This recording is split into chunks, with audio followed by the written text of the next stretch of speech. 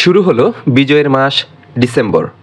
স্বাধীনতার জন্য দীর্ঘ সংগ্রাম এবং ১৯৭১ সালে মহান মুক্তিযুদ্ধের মধ্য দিয়ে এই মাসের ১৬ তারিখে চূড়ান্ত বিজয় অর্জিত হয়। এই বিজয়ের মাধ্যমে বাঙালি জাতির জীবনে রচিত হয় সবচেয়ে বড় গৌরবের অধ্যায়। গৌরবের এই বিজয়ের ৫৪ বছর ইতিমধ্যে পার হয়েছে। ১৯৭১ সালের ২৬ মার্চ বাংলাদেশের স্বাধীনতার ঘোষণা হয়। বাঙালি জাতি হাজার বছরের শৃঙ্খল থেকে মুক্তির লক্ষ্যে দীর্ঘ লড়াই সংগ্রাম চালিয়ে আসে।